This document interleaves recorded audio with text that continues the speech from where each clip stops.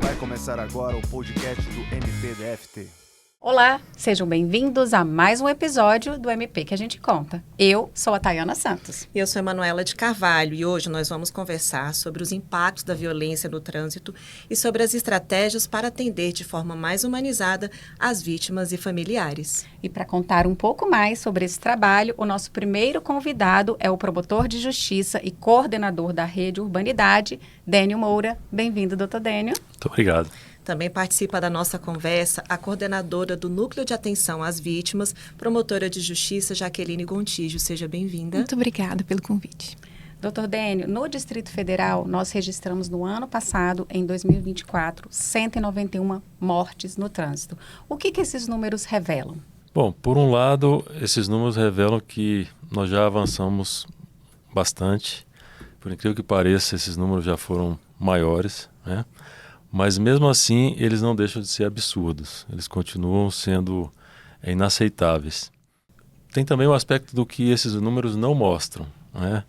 Por exemplo, que tipo de vítima é que nós estamos falando, né? Um olhar mais aprofundado vai mostrar que muitas vezes essas vítimas são sempre pedestres, ciclistas, né? Pessoas que precisam de andar de ônibus para ir para a escola, para o trabalho. E outra coisa que esse número muitas vezes não mostra é que existem famílias inteiras que muitas vezes são destroçadas a partir desses acontecimentos. É verdade. E aí, até pegando o gancho, né, doutora Jaqueline, os dados nacionais revelam que em 2024, mais de 6 mil pessoas morreram e mais de 84 mil ficaram feridas nas rodovias brasileiras. E por trás dessa estatística, como colocou bem o doutor Dênio, há famílias profundamente impactadas. E como o MPDFT tem atuado para dar visibilidade a essas histórias? O Núcleo de Atenção às Vítimas busca justamente procurar humanizar o nosso atendimento, o nosso olhar, tanto dos servidores, membros, trazer sempre uma sensibilização, uma capacitação, também atuando com as demais instituições, para mostrar que o sistema de justiça ele deve ir além da busca só da responsabilização. Também ele deve garantir às vítimas, durante toda essa investigação e processo, vários direitos que elas têm, como a informação, a participação, a proteção. Então, a nossa busca é para que esses direitos, já garantidos desde a declaração da ONU de 85, ou seja, estamos muito atrasados, a nossa legislação também vem mudando, tivemos várias mudanças no Código de Processo Penal, mas muitas vezes, pela nossa cultura de olhar, muitas vezes apenas o réu, a investigação, a punição, nós esquecemos durante todo esse processo o que a vítima está sentindo, deixando ela apenas como um mero objeto de prova. Ela precisa de muito mais do que isso, porque, na verdade, muitas vezes o processo para essas famílias que estão em luto e também para as vítimas que sobreviveram, que estão com sequelas gravíssimas, o processo revitimiza muito mais. E esse seminário a preparação do seminário, que foi feita junto com a sociedade civil, né, da Rede Urbanidade, nos mostrou mais uma vez o quanto nós falhamos com essas famílias que já estão num luto tão sofrido e não tem o acolhimento do sistema de investigação, de justiça, que deveria, na verdade, mostrar, né, todo o acolhimento, a empatia, o cuidado com essas pessoas.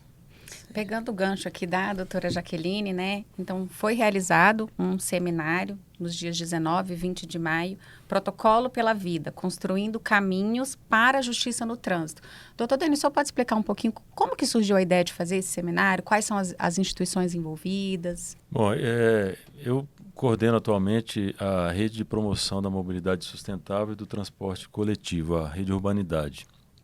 E no ano passado, nós tivemos a oportunidade de participar do Maio Amarelo, e foi uma oportunidade que eu convidei o NUAV, né, para participar conosco, né, justamente já com com essa ideia, eu e a doutora Jaqueline a gente já vinha conversando sobre a necessidade de aproximar mais essas duas atuações, né? Mobilidade urbana é uma questão extremamente transversal, né? Ela trabalha desde da prevenção, da melhoria, envolve até a questão ambiental, né? De proteção do meio ambiente. E nesse evento ficou muito claro para a gente que a gente precisava realmente unir essas duas pautas com o objetivo de dar um atendimento diferenciado para essa parcela da população. Na própria Rede Urbanidade, nós criamos uma subcomissão de sensibilização de agentes públicos. E a ideia era justamente atuar, seja junto à polícia, ao próprio Ministério Público, ao Judiciário, a todos esses atores que atuam nessas investigações, nesses processos relacionados aos crimes de trânsito. E a gente ainda estava procurando a melhor forma de fazer isso, né? Então esse seminário ele vem como uma oportunidade ímpar assim, de juntar todos esses atores à mesa. A ideia inclusive, de construir a partir desse seminário um protocolo de atuação comum, né, de todos os órgãos, com a participação da sociedade civil organizada, com a participação de vítimas diretas e indiretas dessa violência. E a gente acredita que vai ser possível realmente construir, a partir daí, um documento que mostre a necessidade de dar um atendimento diferenciado para esses crimes e sinistros de trânsito.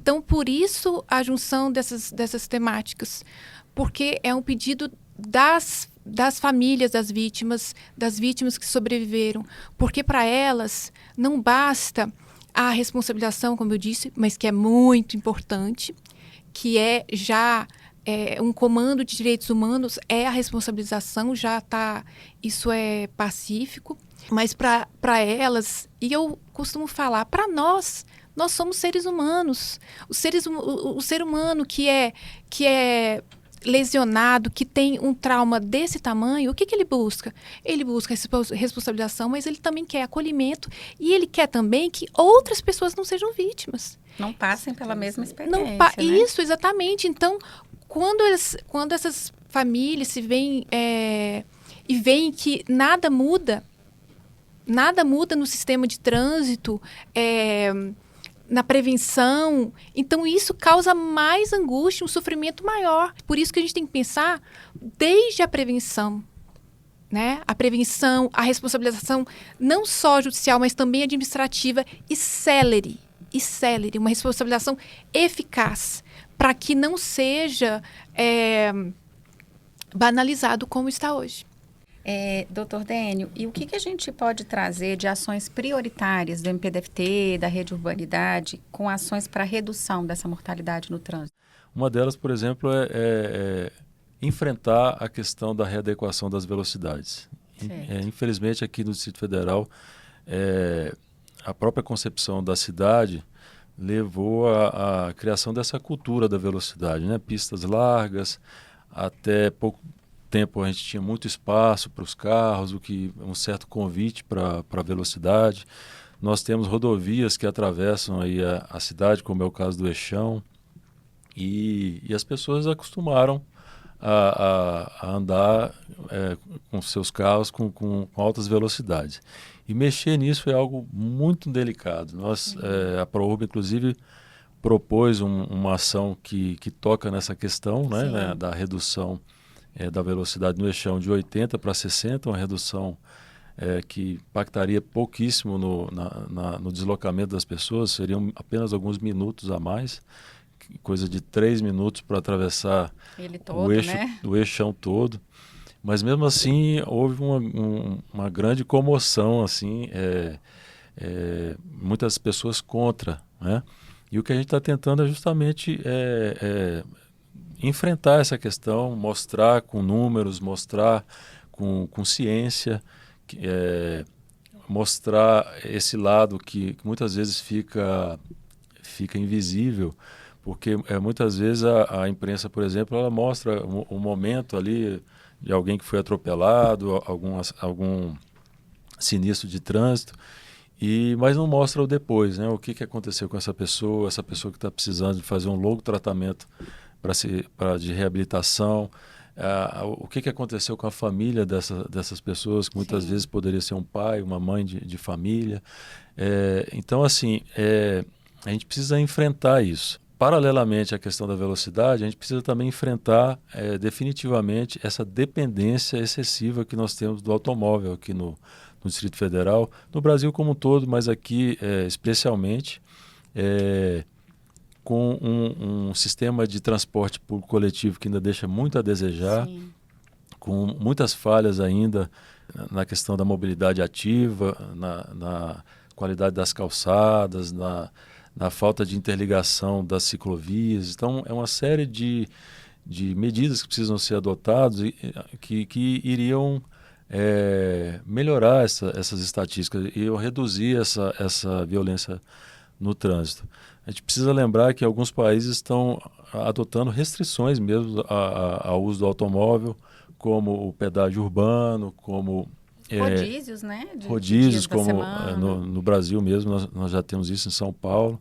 Brasília ainda é uma cidade, o Distrito Federal, que ainda tem muito espaço, então daria para a gente ter boas opções aí de transporte público, não só o ônibus, mas também o VLT, o metrô. Nós temos áreas verdes para integrar com ciclovias.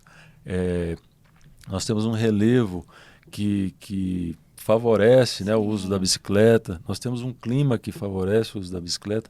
Então, assim, além da questão direta a redução dos atropelamentos, das mortes no trânsito, tem uma série de medidas paralelas no sentido de reduzir essa dependência excessiva do carro. Doutora Jaqueline, a senhora pode explicar para a gente como funciona o trabalho do Núcleo de Atenção às Vítimas no MPDFT? O trabalho ele tem várias frentes, né, considerando que quando se fala de vítima, no MP a gente recebe vítimas em todas as unidades para ser atendidas. No último número que a gente teve, esse ano aumentou cerca de 50% o número de vítimas atendidas em relação ao ano passado. Porque a gente tem feito também um trabalho com a Polícia Civil, fizemos vários cartazes, panfletos, colocamos em todas as unidades, junto, né, com a Corregedoria Geral de Polícia, para mostrar que a vítima pode contar com o MP. E essa até é uma frase dos cartazes das Filipetas que nós colocamos, né, junto com parceria com a Polícia Civil, justamente para que as vítimas tenham informação. Porque muitas vezes a vítima registra ocorrência e depois qual a informação que ela tem? Ela não sabe os próximos passos. Né? Ela não sabe, fica muito perdida. E isso dá uma sensação de injustiça. O que a gente busca com isso aqui dentro é onde a vítima chegar, em qualquer unidade, que ela seja bem atendida. Fizemos várias capacitações e continuamos. É um processo. Que ela seja entendida de forma empática, porque ela não quer só esclarecer uma dúvida jurídica. Ela ali está passando por um trauma. O trauma, ele gera consequências que a gente muitas vezes não vê. Então, essa sensibilização interna aqui no MPDFT tem trazido muitos frutos, porque se a gente não entende o que esses traumas geram nas vítimas, nas vítimas indiretas também, que merecem os mesmos direitos, a informação, a dignidade, a empatia, a participação, nós não vamos atendê-la de uma forma melhor, né? A gente precisa, para essa mudança, de todos os membros servidores do Ministério Público, né? Não é ou no AVE. A gente tenta facilitar com algumas estratégias. Dentre outras, que a gente atua na proteção de vítimas e testemunhas, tentando também fazer, junto à polícia, ao TJ, garantir o direito ao sigilo das vítimas, dentre outras várias frentes, porque são várias necessidades que as vítimas precisam e a gente tenta avançar. Doutor Dene, voltando um pouquinho aqui para a questão do trânsito, o senhor acha que existe uma banalização em relação a esses crimes? Porque muitas vezes a gente fala, aconteceu um acidente de trânsito. Não necessariamente foi um acidente, né? Como é que vocês enxergam um pouquinho essa questão? Isso aí faz parte um pouco da nossa cultura, né? Infelizmente são tantos os casos que normalmente são noticiados pela imprensa, pelos telejornais, mas aí o que acontece? Todo dia você está vendo aquilo, você passa, por exemplo, por um motociclista caído no chão. Isso é uma coisa comum aqui no Distrito Federal. É triste ter que falar isso, mas é uma coisa comum. Isso aí vai criando essa insensibilização e que é de todos nós, né? Desde a imprensa, quando vai noticiar esse tipo de fato, como você falou, pode chamar de acidente, quando muitas vezes aquilo foi consequência de um ato totalmente irresponsável de alguém que dirigiu sem habilitação, ou que dirigiu embriagado, ou que estava em altíssima velocidade. E quando você chama de acidente, na verdade você está passando aquela ideia de que foi algo fortuito, que qualquer pessoa poderia estar ali no lugar, e gera essa ideia, né, de que vamos dizer assim, é um crime de menor importância. Sim. E quando na verdade não é. Na verdade é algo que é inadmissível com os recursos, com a tecnologia que a gente tem hoje, é algo inadmissível. São muitas coisas que podem ser feitas, né? Existem países, por exemplo, como a Suécia, que eles adotam um programa chamado Visão Zero. Visão Zero justamente nesse sentido. O nosso objetivo é 0 mortes, 0 lesões graves no trânsito. Sim. Pode parecer uma utopia? Pode, mas a gente precisa trabalhar para chegar nesse número, né? Que qualquer vida importa. E o que a gente tem colocado é justamente isso, que essa violência no trânsito, ela ultrapassa muito o que ocorre nas ruas, né? Ela continua depois nesses meandros aí policiais, judiciais. Muitas vezes a pessoa tem que fazer uma verdadeira peregrinação para saber onde é que o caso dela está, e pelas pessoas que nós ouvimos, né, durante as entrevistas para a montagem do seminário, ficou muito claro isso, que a pessoa às vezes vai à polícia, o inquérito já não está lá, você tem que procurar o Ministério Público. A pessoa vai ao Ministério Público, não está mais no Ministério Público, está no Judiciário. E aí a pessoa é jogada assim, já naquela situação extremamente delicada da vida dela. Algumas mencionaram inclusive o fato de que não puderam sequer sentir o luto, porque eram tantas providências, tantas consequências que aquele ato traz, que elas não conseguiram vivenciar o luto. Então é chamar a atenção para essa questão. Quando a gente está falando de reduzir a velocidade, por exemplo, a gente não está falando, você vai ter alguns minutinhos a mais no seu deslocamento. O que a gente está querendo dizer é o seguinte: nós vamos ter tantas vidas a mais preservadas, né? Acho que é esse o recado que o Ministério Público está querendo passar, e que, por ser uma questão cultural, não é algo fácil de se fazer, né? A gente precisa bater nessa tecla aí e para sensibilizar as pessoas para essa questão. E lembrando aqui que a gente tem recursos, inclusive no próprio processo, que podem ajudar, inclusive, o próprio infrator, né? Porque assim, é reduzir demais achar que o infrator vai sempre sair bem dessa situação, né? Muitas pessoas ficam destruídas também pelo fato de ter tirado a vida de um semelhante, né?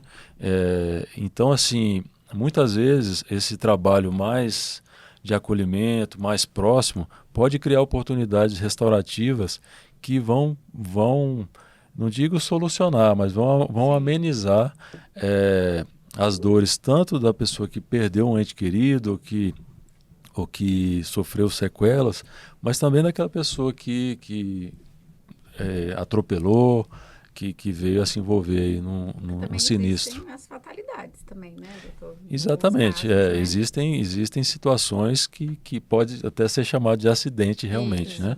Mas o que a gente não pode é generalizar, banalizar, entender que, por exemplo, nós temos regras de trânsito e a partir do momento que você opta por infringir uma regra dessa, você já está assumindo uma certa responsabilidade aí de poder causar algo do tipo, né?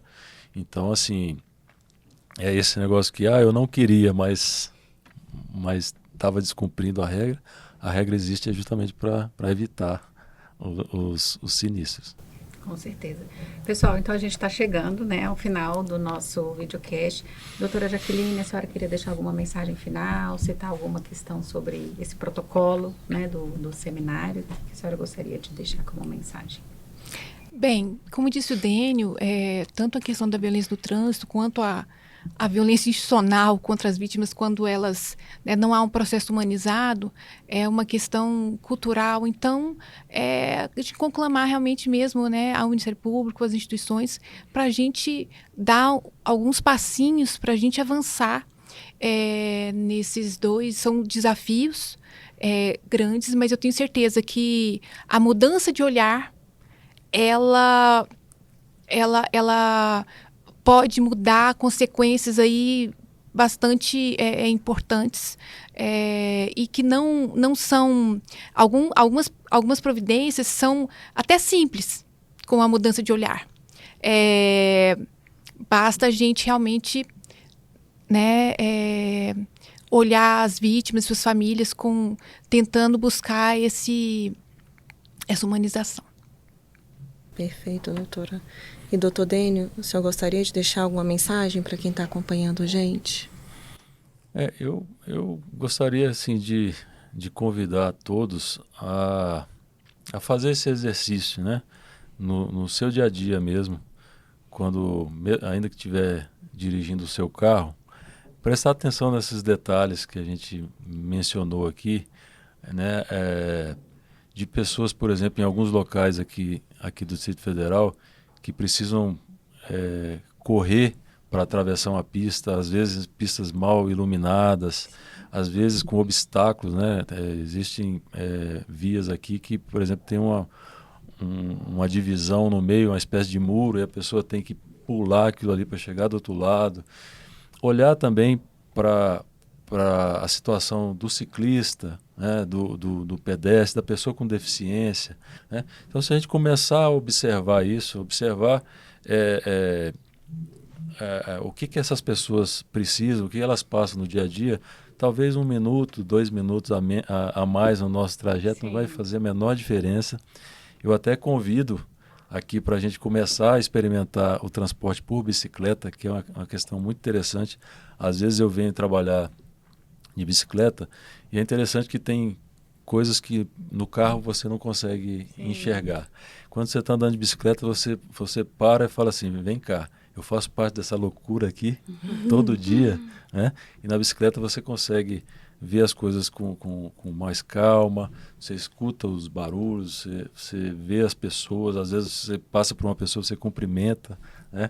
Que é uma cidade mais humana que a gente quer construir. É até mais empático, né? Também. Né? Exatamente. E assim, eu acredito que a gente vai chegar lá. É um caminho longo, muitos países passaram por isso, né? Até os países que hoje em dia são referência aí nessa questão de mobilidade segura, mobilidade sustentável, são países que passaram por esse processo. Sem dúvida nós estamos muito atrasados, né, Jaqueline?